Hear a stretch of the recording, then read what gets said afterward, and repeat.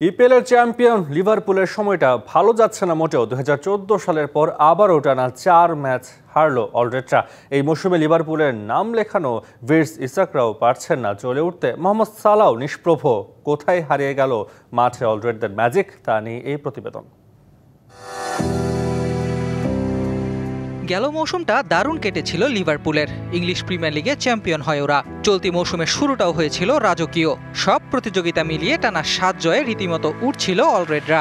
ইপিএলে জিতেছিল প্রথম 5 ম্যাচের প্রতিটাই। এরপরই ছন্দপতন। প্রিমিয়ার লিগে টানা 3 হার, মাঝে চ্যাম্পিয়ন্স লিগে গ্যালাতাসারের মাঠ থেকে হেরে আসা। 2014 সালের নভেম্বরের পর আবারও টানা 4 হার লিভারপুলের। আমরিমের এলোমেলো ম্যানিউর বিপক্ষে নিজের মাঠে হারতে হয়েছে শেষ ম্যাচ। ইপিএল টেবিলে ওরা নেমে গেছে 4-এ।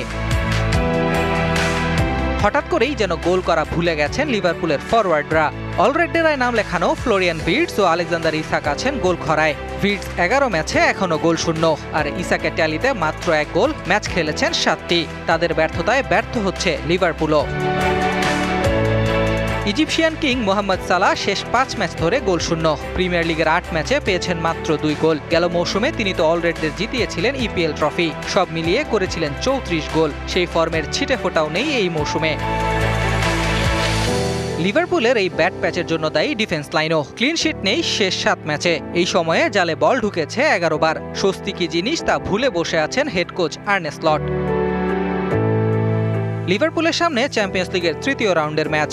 বুধবার জার্মান ক্লাব ফ্রাঙ্কফুর্টের আতিথ্য নেবেন সালাহ ইসাকরা। কক্ষপথে ফিরতে জয় প্রয়োজন অলরেডদের। হেরে গেলে 72 বছরের মধ্যে পড়তে হবে টানা 5 ম্যাচ হারের লজ্জায়।